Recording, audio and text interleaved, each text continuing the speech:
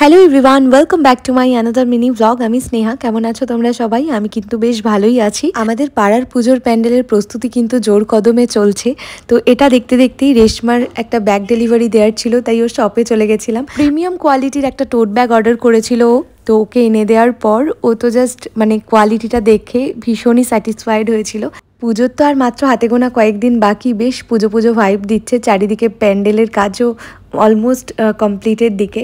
তো বাড়িতে এসে বসে গেছিলাম খেতে। তো মা অনেক কিছু রান্না করেছিল, তার মধ্যে আমি এই দুটোই নিয়েছিলাম। আর মা বাবির জন্য এই টিফিন বক্সটা নিয়েছে, সেটাই মা আমাকে দেখাচ্ছিল। আজকে আমার ক্লাস করাতে করাতে বেশ অনেকটাই লেট হয়ে গেছিলো। তারপরে আমি, মা আর বাবি বেরিয়ে পড়েছিলাম বাজারে। বেশ কিছু প্রয়োজনীয় জিনিস কেনার ছিল, সেগুলোই নিলাম। তারপরে খিদে পেয়ে গেছিলো বলে মা আর আমি খেলাম মোগলাই।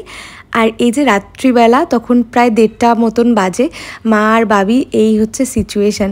বাবি দুপুরবেলা ঘুমিয়েছিল, তো মা ওর পাশে গিয়ে ঘুমিয়েছে। দুজনেই 7টার পরে ঘুম থেকে উঠেছে। তো তাই আমি বলছিলাম দুজন আজকে তোরা জেগে থাকবি। এনিওয়ে, রাতে আর ভিডিওটা এন্ড করা হয়নি, তাই ভাবলাম একসঙ্গেই ভিডিওটা অ্যাটাচ করে দিই। এটা হচ্ছে নেক্সট ডে মর্নিং। তো সকালবেলা বাবি ঘুম থেকে উঠে যাওয়ার পর ওকে ফ্রেশ করানো, খাওয়ানো, এগুলো মায়েরই মোটামুটি দায়িত্বের মধ্যে থাকে। মা ওদিকে বাবিকে নিয়ে বসেছিল, ওর সাথে খেলছিল বেসিক্যালি।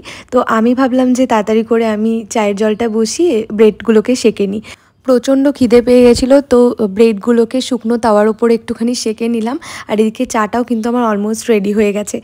মায়ের শরীরটা যেহেতু ভালো নেই, সেই জন্যই আমি একটু টুকটাক কাজগুলো করছিলাম, একদম বেসিক কাজ এগুলো। না হলে তো মা সবসময়ই মুখের সামনে খাবার, চা এগুলো এগিয়ে দেয়। তো আমি চাটা করলাম। আর এদিকে চাটা ছেঁকতে গিয়ে হয়ে গেছে ব্লান্ডার, চারিদিকে ছড়িয়ে ছিটিয়ে গেছে। আমার মা না একটু অপরিষ্কার কাজ একদম পছন্দ করে না, তো কোনো রকমের সেগুলো আবার মুছে ব্রেকফাস্টটা করলাম। তারপরে বাপি চিকেন এনেছিল, তো আমি বললাম মা তাহলে চিকেনটা আজকে আমিই করি, যেহেতু বাপি আমার হাতের চিকেনটা খেতে খুবই ভালোবাসে। আমাদের এই বাড়িতে চিকেন আসে না বললেই চলে। ওই আগের দিন হয়েছিল, আমি এসেছিলাম সেই জন্য, কারণ মা তো চিকেন খায় না। আর যেহেতু মা বাপি দুজন মানুষ শুধুমাত্র বাড়িতে, তো একজন খাবে আরেকজন খাবে না, ওই জন্য আর চিকেনটা বাড়িতে সেভাবে আসে না। আমি আসলেই শুধুমাত্র চিকেনটা হয়, আদারওয়াইজ বাড়িতে মাটনটাই বেশি হয়ে থাকে। স্নান টান করে এখন লাঞ্চ করতে বসে গেছি। মা আজকে বানিয়েছিল পালং শাক বড়ি দিয়ে, আর এত টেস্টি হয়েছিল পালং শাকটা, মাংসর থেকেও বেশি ভালো লাগছিল খেতে। তারপরে খাওয়া দাওয়া কমপ্লিট করে খেলাম একটা তিলের খাজা। আর সন্ধেবেলা বসেছিলাম আমার নাচের সমস্ত জিনিসগুলো বের করতে। অনেক দিন ধরে ভেবেছি যে নাচের একটা শ্যুট করব, সেটার জন্যই প্রস্তুতি মোটামুটি নিচ্ছি। আসলে পায়ের অবস্থাটা প্রচণ্ড খারাপ, তবুও দেখি কতদূর কি করতে পারি। আর এই মাথার যত ফুল দেখতে পাচ্ছ, এগুলো কিন্তু আমার মা নিজের হাতে বানিয়েছে। আর এই যে নাচের গয়নাগুলো তোমাদের সাথে একটু শেয়ার করলাম, কারণ এগুলোর সাথে আমার স্মৃতি তো আছেই, সঙ্গে আছে প্রচুর প্রচুর ইমোশন।